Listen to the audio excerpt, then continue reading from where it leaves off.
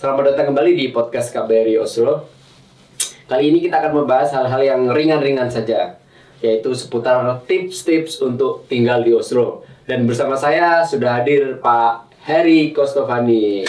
Apa kabar Pak Heri? Alhamdulillah, sehat Pak. Alhamdulillah. Pak Heri ini legend di KBRI karena sudah bekerja di KBRI selama puluhan tahun ya Pak. Sejak KBRI Oslo berdiri. Pak, boleh ceritakan sedikit perjalanan bagaimana Bapak bisa akhirnya bekerja di Oslo, di KBRI Oslo? Apa yang membawa Bapak ke Oslo pada saat itu? Terima kasih Pak Sohib atas kesempatannya yang diberikan pada saya untuk bisa hadir di podcast yang baru ini ya. Baiklah, saya akan mencoba flashback ya, merewind ingatan saya, yaitu persisnya tahun 1981 bulan Desember. Saya bersama dengan teman-teman berlima semuanya, 3 sudah berkeluarga dan saya termasuk teman satunya, yang lain masih lajang. Dan ketika itu tujuan kami datang ke Oslo ini memang berkaitan dengan dibukanya kantor KBRI Oslo atau KBRI untuk Kerajaan Norwegia yang merangkap Islandia. Jadi memang datang untuk bekerja di KBRI Oslo ya Pak? Iya. Dan ketika itu musim winter ya, musim salju, dan konon kabarnya itu ketika itu terbesar sejak 20 tahun terakhir. Jadi salju ketika itu sangat ini sekali ya, deras dan banyaklah di Oslo itu, sehingga kita juga kadang-kadang sulit untuk berjalan. Dan ketika itu KBRI belum memiliki kantor dan kita masih tinggal di hotel, dan saya sempat merasakan 2 bulan kurang lebih. Jadi kita menyewa kamar, 1 untuk tinggal kami berlima, kemudian 1 untuk kantor KBRI Oslo. Dan kemudian sekitar bulan Februari ya, 1582 kita mulai pindah ke kantor yang betul-betul rumah, bangunan yang kita sewa tentunya. Ya seperti itu. Namun waktu kita di hotel, duta besar kita yang pertama yaitu Bapak Usodono Todijo berkantor di apartemen. Apartemennya itu kalau tidak salah disewa dari kedutaan Inggris. Ya, seperti itu. Pak Heri. Jadi Pak Heri kalau dari tahun 81 ya Pak? Iya. Itu berarti udah 43 tahun. Iya, 43 tahun. Pak, 43 tahun tinggal di Oslo. Bagaimana Pak kesan Oslo? Ketika kami datang ke Oslo, tentu penduduknya juga belum seperti sekarang ya. Ketika itu mungkin sekitar 410.000 lah. Sekarang ini kan sudah 770.000. Dan orang masyarakat Norwegia, Indonesia pun yang ada di sini di Oslo belum banyak. Bahkan teman-teman pertama saya yang saya kenal, orang warga Indonesia di sini, mereka berlatar belakang mantan atau masih bekerja sebagai pelaut di kapal-kapal Norwegia. Dan sayangnya ada beberapa dari mereka sudah almarhum dan belum banyak ketika itu ya. Dan belum seperti sekarang diaspora Indonesia begitu banyak. Dan ketika itu justru yang warga negara Indonesia yang menikah dengan ekspatriat, ekspatriat dari negara ada di Amerika, di Norwegia, cuma mereka ditempatkan di Norwegia. Karena ketika itu kan Norwegia baru saja menemukan minyaknya 10 tahun ke belakangnya, kan, jadi sedang ininya lah. Kita pernah bahas tentang minyak ini di podcast pertama. Olivan gitu. Teman-teman silakan lihat di YouTube. Pak Heri. Ini kita mau bicara mengenai tips-tips untuk tinggal di Oslo. Jadi mungkin ada teman-teman yang baru datang di Oslo atau berencana untuk tinggal di Oslo. Nah, kita ingin Pak Heri berbagi nih. Pak Heri kan sudah 40 tahun lebih tinggal di sini, tentu tahu seluk-beluk Oslo dan Norwegia secara umum. Nah, bagaimana tips supaya lebih nyaman, lebih bisa menikmati tinggal di Oslo gitu Pak. Ada berbagai aspek yang kita akan bahas, termasuk bagaimana mencari rumah, bagaimana transportasi di Oslo, bagaimana cara berbelanja yang mungkin lebih hemat, karena Oslo ini kan terkenal sebagai Norwegia ini kan terkenal sebagai negara yang mahal gitu ya. Kemudian berbelanja baju dan lain-lain seputar kehidupan sehari-hari di Oslo Pak. Nanti mungkin kita mulai dengan bagaimana caranya mencari tempat tinggal dulu kali Pak ya. Ini kalau teman-teman yang mau datang ke Oslo ini gimana mencari tempat tinggal di sini Pak? Baiklah, pertama tujuan datang ke Oslo itu untuk apa? Dan rangka apa dulu? Kan kalau untuk student biasanya itu short term. Tapi kalau untuk bekerja juga mungkin short term atau mungkin juga bisa lebih lama ya, tergantung. Tapi kalau untuk student itu sekarang ini mungkin bisa melalui ada student association di sini, student housing di sini ada yang memberikan bantuan fasilitas untuk menyewa. Dan apabila ini tidak dapat dari sana karena memang jumlahnya kan terbatas. Sehingga mungkin bisa mencari dengan melalui situs yang ada di Norwegia, misalnya. Situsnya apa tuh Pak? Finn.no. Finn.no ya. Kan Finn.no ini juga tidak hanya menawarkan untuk disewa, tapi juga dijual kalau kita beli rumah segala macam. Semua produk-produk banyaklah ditawarkan melewat situs ini ya. Seperti di Indonesia juga ada mungkin seperti ini. Mungkin. Nah seperti itulah kira-kira. Dan untuk mencari rumah juga di sini selain melalui situs juga, dan yang ditawarkan di dalam Finn itu ada yang melalui Eiendomsmegler. Eiendomsmegler itu termasuk seperti broker lah, property broker. Ada yang juga ditawarkan langsung oleh pemilik, oleh owner. Ada yang pakai agen, ada yang owner ya. Ya, saya juga pakai Finn.no waktu cari.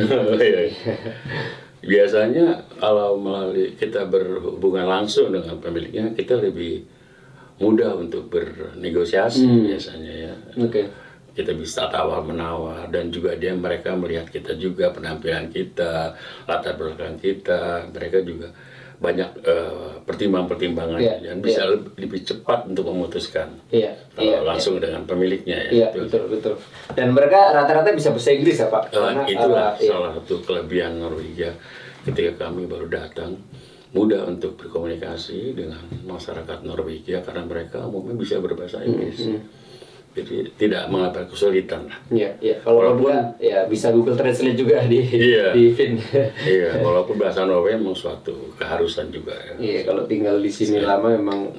Pak Heri ini juga udah casisus lah bahasa Norwegianya. Kalau saya terpaksa bisa kalau saya. Itu di Finn.no, dan Finn ini bukan hanya untuk cari rumah ya Pak, tadi Bapak bilang, tapi juga untuk cari barang-barang lain, perlengkapan rumah juga ya. Jual mobil, TV, perabot segala macam. Bahkan kalau kita ingin mencari barang-barang yang tidak dipergunakan lagi, bukannya second hand harus dibeli, yang gratis istilahnya. Itu banyak mereka ditawarkan lewat internet.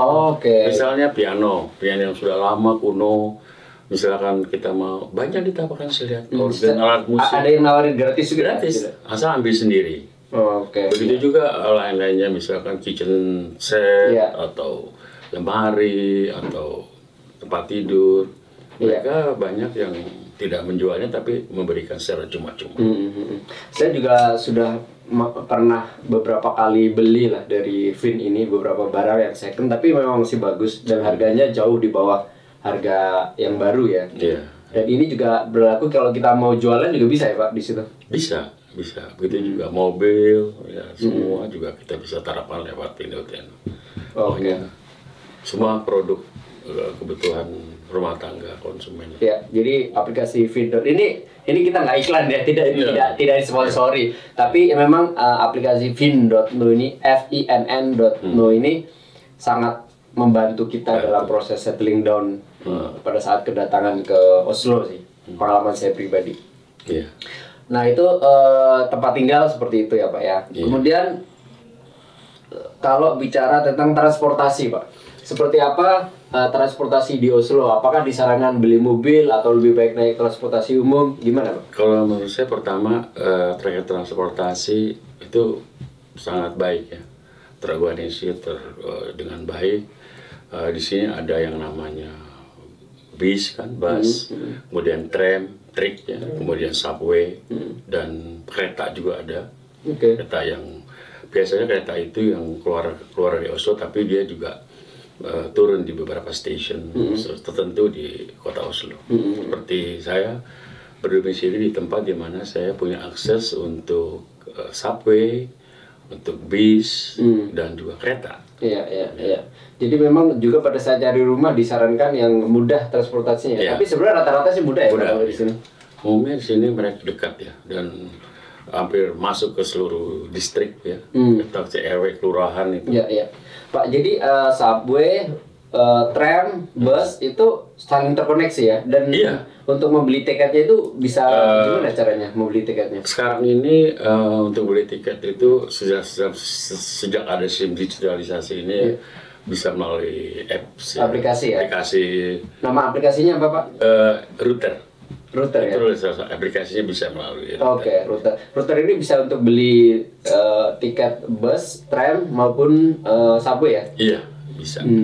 Yang bisa yang hanya 24 jam ataupun mingguan, bulanan. Oh, jadi ada harian, mingguan, bulanan ya? Iya, itu zaman juga ada. Oh, yang per jam juga? Iya, ada.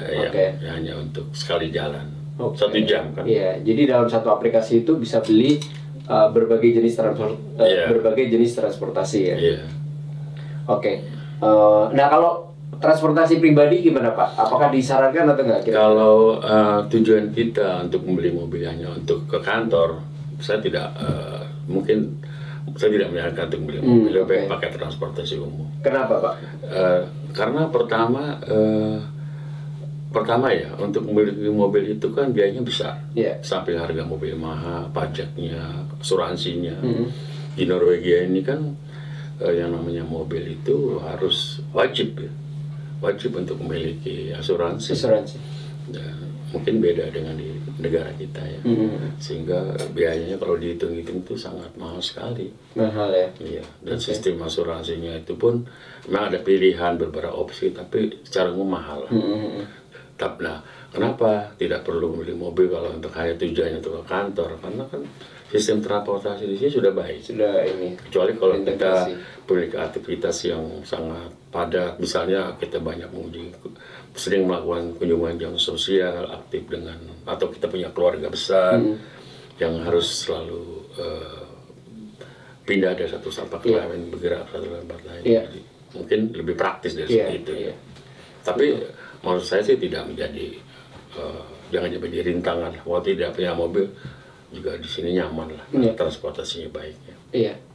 Yang saya amati juga, Pak, salah satu kendalanya itu parkir ya. Dari parkir itu terutama kalau di kota ya, di kota itu sangat sulit dan biayanya mahal ya parkir itu. Iya, parkir ini agak kesulitan di kota ini ya sejak, kalau tidak salah sejak pemerintah municipal kota Oslo ini dipimpin oleh salah satu partai hijau ya, yang lebih menitik beratkan kepada masalah lingkungan ya. Oh, jadi mereka sengaja membuat parkir itu mahal supaya orang tuh cenderung tidak menggunakan kendaraan pribadi ya. Kendaraan pribadi, sehingga kota itu menjadi tidak terlalu polusi lah. Dan secara perlahan-lahan dikurangi area parkir umum yang dulunya mudah untuk parkir di kota, akhirnya dilarang. Dan banyak jalan juga yang ditutup di kota ya, sehingga kita harus mutar gitu mencari parkir. Dan tempat parkir khusus ini sekarang disediakan melalui tempat-tempat khusus yang dikelola baik oleh Kommune maupun swasta. Kebanyakan sih dikelola oleh swasta sih kalau di dalam gedung ya. Dalam mall-mall atau apa. Dan mahal. Yang saya perhatiin juga kita bisa menggunakan skuter ya atau sepeda ya, yang bisa disewa menggunakan aplikasi. Saya terus terang belum pernah sih, cuma saya lihat beberapa orang suka pakai skuter tuh. Iya, sebelum adanya skuter itu sepeda. Tapi kelihatannya skuter lebih anak-anak muda tuh. Mungkin lebih fleksibel ya. Karena juga nggak perlu ngayuh ya. Kalau sepeda masih perlu ngayuh. Kalau semua dengan listrik kan. Iya. Oke Pak, itu transportasi ya. Kalau ke luar kota sih kereta ya Pak ya. Iya. Tapi ada ini juga kan Pak. Bisa, ada. Apa namanya? Kapal. Iya. Nah itu kemana tuh Pak? Kapal-kapal di Oslo ini kan banyak nih. Oh iya, ya kalau di Oslo dermaga. itu banyak menemukan, ya di Oslo tuh ada beberapa ferry yang menghubungkan pulau-pulau kecil yang ada di sekitar Oslo Fjord lah. Oke, nah itu kalau mau naik itu beli tiketnya di mana? Bisa beli di dalam, bisa lewat aplikasi juga bisa. Oh pakai aplikasi juga Iya. bisa. Aplikasi yang sama tadi atau Iya, beda? Router. Router itu bisa ya? Bisa juga. Oke. Misalnya itu juga lah. Atau untuk ferry, khusus ferry ya. Iya iya iya. Atau saya kadang-kadang kalau iseng untuk weekend ingin jalan-jalan ke luar kota Oslo untuk lihat pulau-pulau kecil, dia cukup beli tiketnya di dalam saja.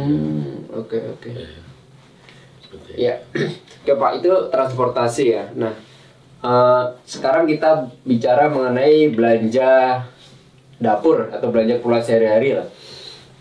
Iya, Gimana, Pak? untuk belanja sehari-hari di sini banyak supermarket ya. Cuma supermarket di sini kebagian besar itu kan didominasi oleh 3 kelompok. Pertama August Gruppen, itu anggotanya seperti Bapak Soeb juga tahu, seperti Kiwi. Menu dan lain-lain itu di bawah August Gruppen. Kemudian ada lagi namanya Coop dan Rema. Itu 3 besar itu yang mendominasi pasar untuk grocery store yang ada di Norwegia lah, bukan hanya di Oslo. Dan selebihnya grocery store yang ada di Norwegia, di Oslo misalnya, itu dimiliki oleh para pendatang kalangan imigran, gitu loh. Itu yang kecil-kecil gitu ya? Iya, Yang biasanya bukan mereka besar. tidak franchise ya, seperti yang dimiliki oleh perusahaan Norwegia yang 2 kelompok besar tadi, 3 kelompok tadi. Dari sisi harga gimana nih Pak perbandingannya? Iya. Dan prakteknya sebenarnya sih tidak beda jauh sih sebenarnya.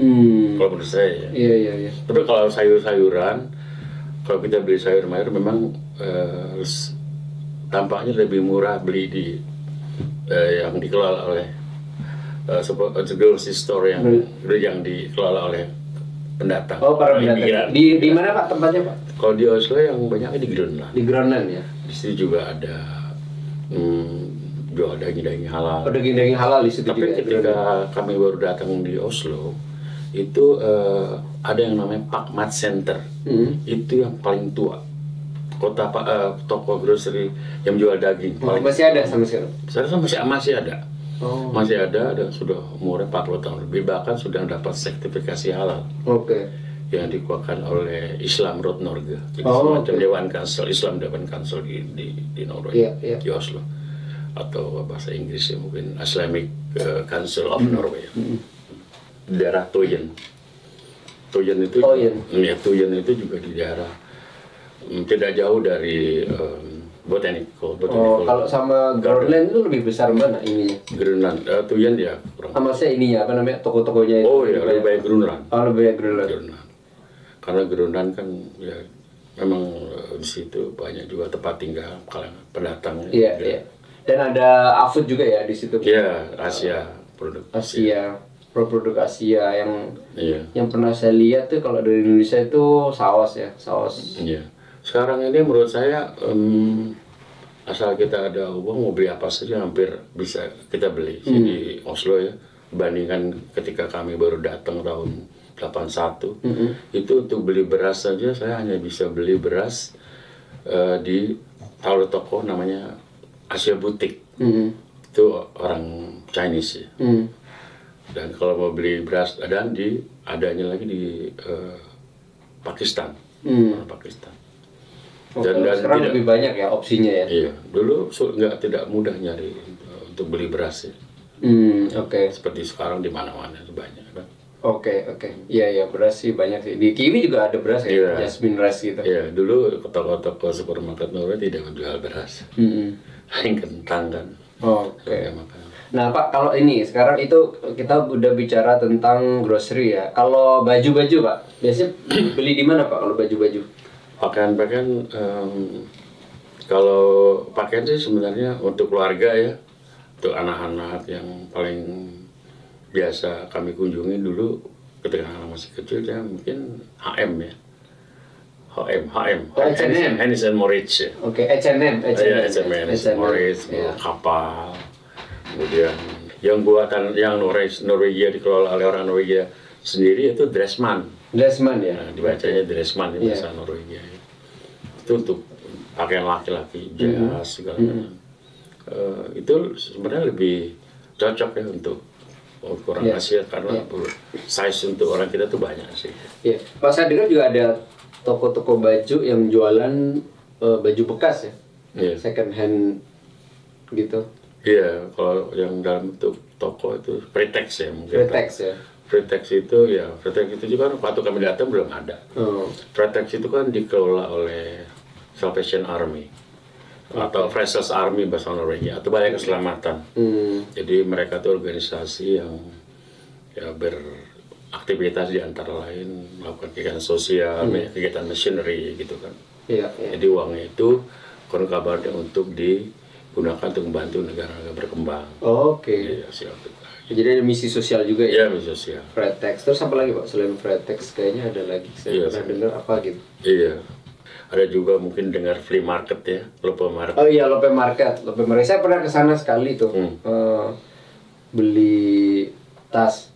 Jadi Lope Market ini apa sebenarnya? Jadi gini, ya ini Lope Market ini kan atau bahasa Inggrisnya mungkin flea market ya. Jadi Lope Market ini ketika kami datang itu, jadi pertama flea market itu dikelola oleh sekolah-sekolah. Sekolah-sekolah yang ada di Oslo dan di luar kota juga mereka kan punya grup kelompok musik dan uang-uang itu nanti digunakan untuk itu hasilnya dan barang-barang itu sendiri diambil dari rumah-rumah tangga. Mereka biasanya sebelum akan menyelenggarakan kegiatan itu menyebarkan informasi lewat media cetak ataupun ada sebaran-sebaran siapa yang ingin menyerahkan barang-barangnya, kemudian nanti diambil dan yang bekerja di situ semua orang tua murid. Ya, begitu pula yang menjaganya. Jadi kegiatan itu. Ya, jadi Lope Market ini barang-barang second yang kemudian dikumpulkan dan dijual biasanya di sekolah-sekolah ya. Di sekolah-sekolah mereka mengorganisir masing-masing gitu ya. Masing-masing kemudian dijual dengan harga yang sangat-sangat murah. Ini biasanya diselenggarakan sekitar bulan-bulan 4 waktu saya datang Agustus itu baru mau mulai itu. Ya, April ada. Oh, April ada. Oh, 2 kali setahun. Iya, mungkin lebih dari 2 kali. Oke, yang jelas kemarin itu September Oktober ya. September Oktober tuh ada. Sebelum dan sesudah musim liburan musim autumn ya, musim gugur ya mungkin itu banyak ya kegiatan itu dan bulan April yang saya ingat itu.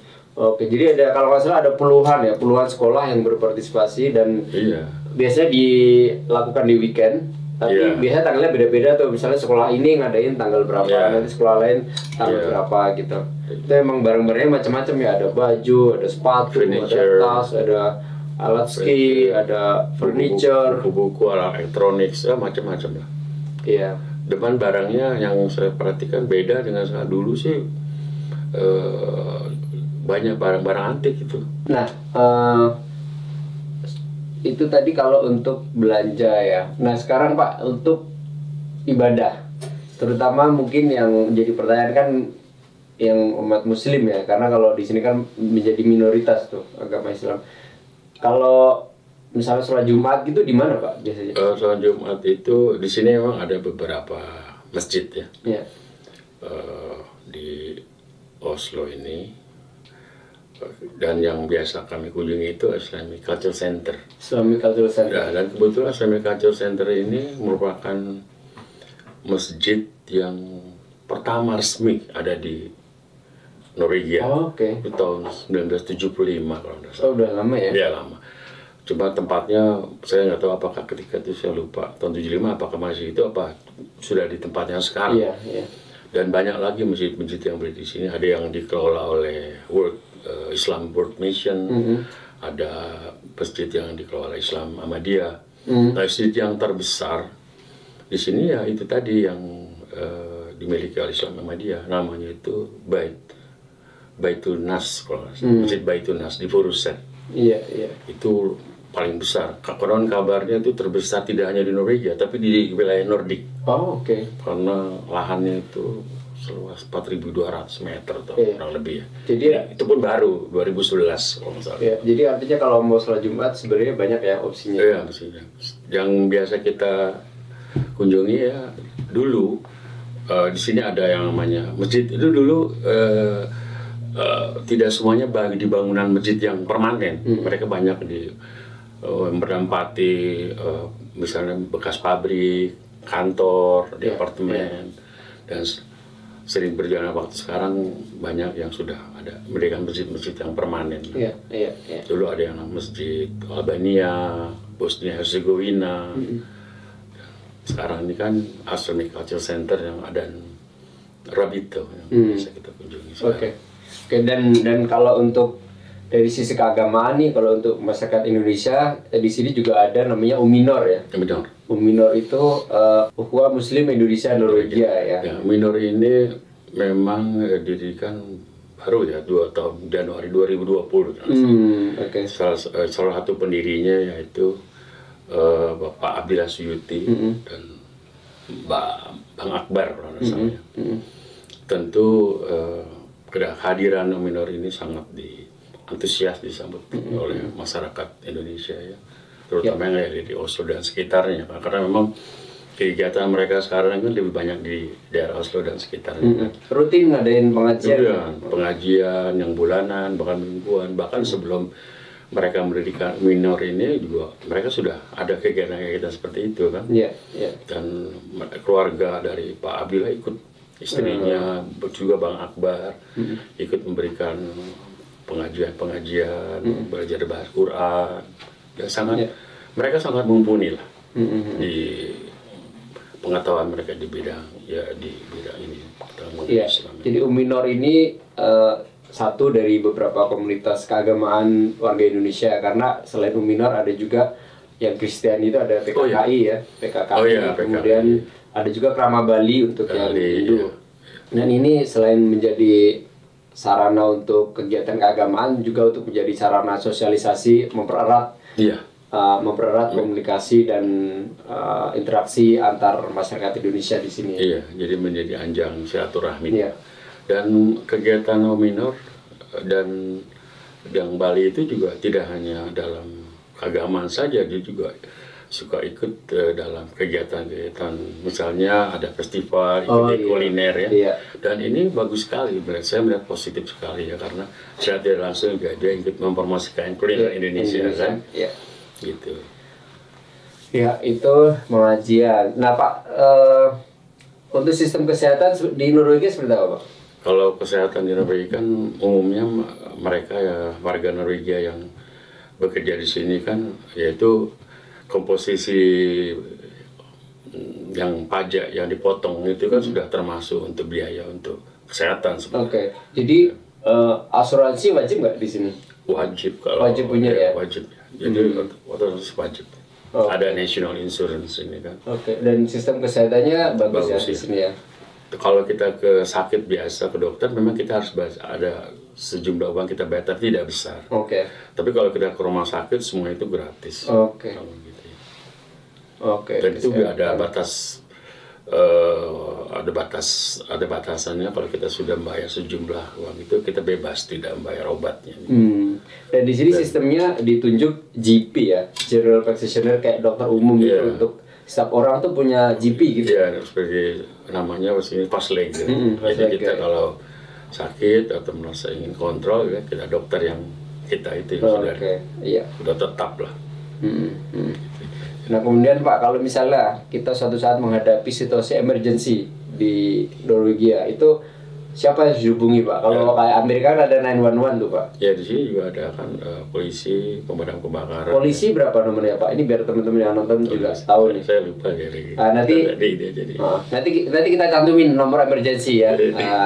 Di 111 110. Kita cantumin nih nomor emergency. Jadi teman-teman kalau menghadapi situasi emergency ini, telepon polisi, pemadam kebakaran, ambulans, kita cantumkan di sini ya. Kemudian Pak, Oslo ini kan negara yang dingin ya, dibanding negara Eropa yang lain relatif lebih dingin karena posisinya agak di atas ya. bagaimana tips menghadapi winter? Cuaca yang dingin ini. Iya.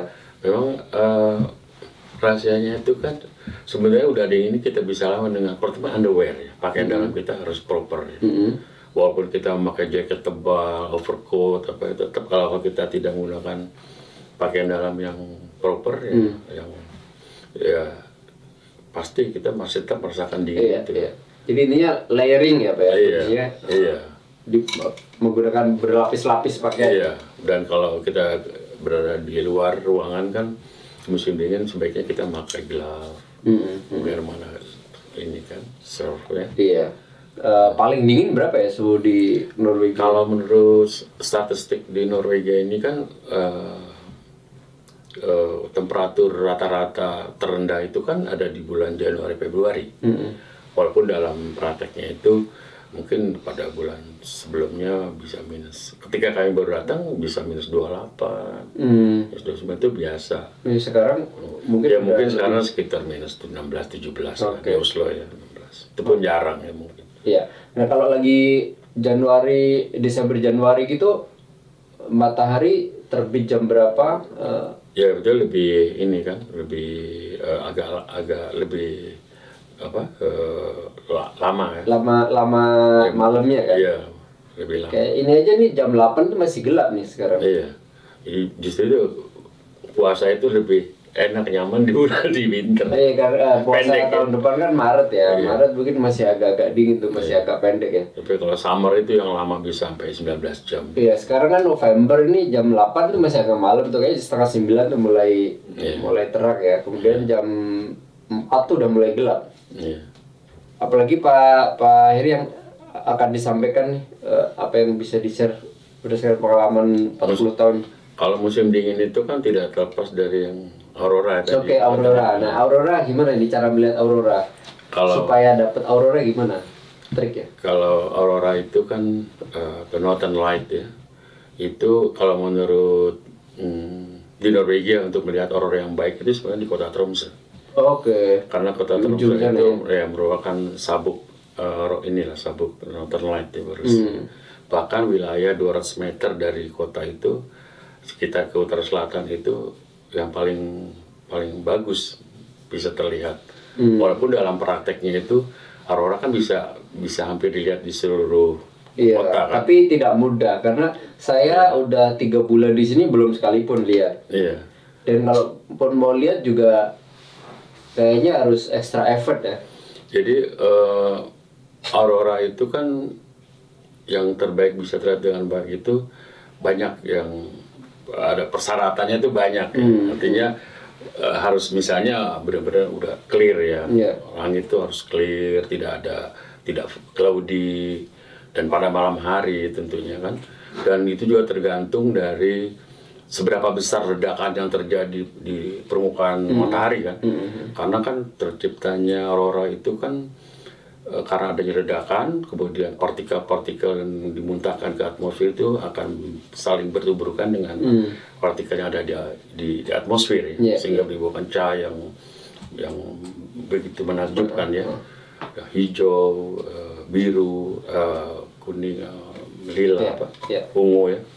Dan yang terbagus, yang sempurna itu aurora itu yang melayang-layang, menari-nari. Oh, tapi itu it's very difficult ya untuk bisa melihat itu. Di Oslo untung-untungan itu. Iya, di Oslo kan di Sognsvann ya, danau Sognsvann itu kan.